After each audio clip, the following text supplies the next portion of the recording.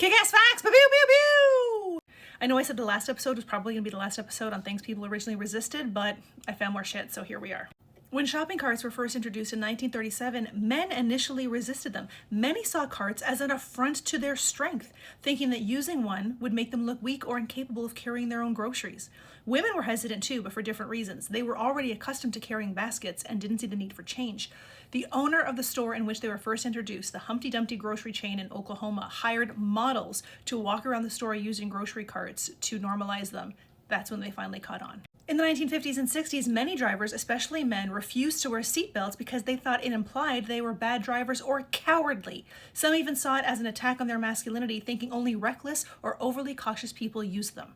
When helmets were first introduced to American football in the 1900s to the 1940s, players initially rejected the helmets, thinking they made them look weak. Coaches also discouraged their use, emphasizing toughness. The first leather helmets were light and ineffective, and players feared they'd be mocked. Bike helmets met the same fate. Biking without a helmet was seen as cool and free-spirited. Many resisted helmets. They thought they were only for kids or overly cautious riders. Side note, after helmets were introduced, people used to complain that they were seeing more head injuries in hospitals, and they thought the helmets were to blame until doctors said you would usually see these people in the morgue, not in the hospital.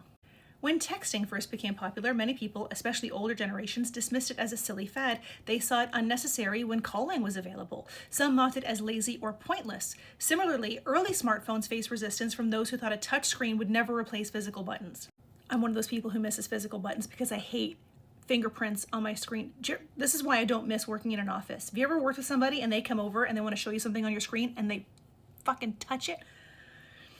ATMs, 1960s to 1970s, many people, again, especially the older generation, resisted ATMs, preferring face-to-face banking. Some even thought they were going to lose their money to a robot.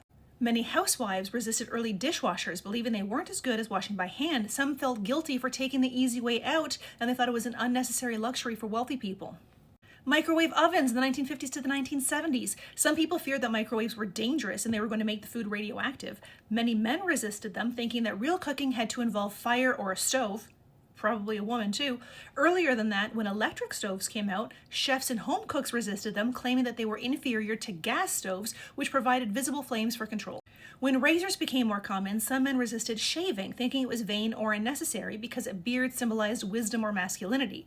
When razors became more and more common, more men resisted, thinking that it was feminine to shave.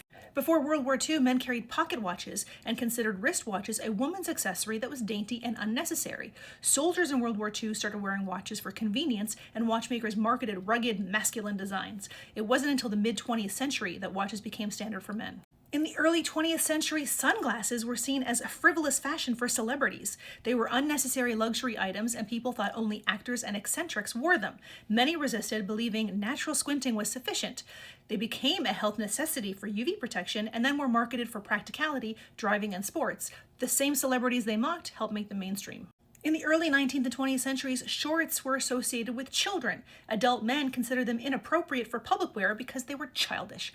War and sports made them practical, and Hollywood and celebrities popularized them. Also in the 19th and 20th century, women faced social resistance for wearing pants, while many considered them improper, unladylike, or rebellious. They were even illegal in some places. Many believed dresses and skirts were the only acceptable option. Women in factories during World War II wore pants for practicality, and then feminist movements challenged dress codes. Fashion brands embraced and popularized pants for women. Still screwed us on the pockets, though. In the 1840s, when Dr. Ignaz Semmelweis suggested doctors wash their hands to prevent infections, doctors freaked out. Many doctors resisted the idea because they didn't believe in tiny invisible germs that could harm patients. They also took it as an insult, suggesting they were dirty. It challenged existing medical traditions, but germ theory proved him right.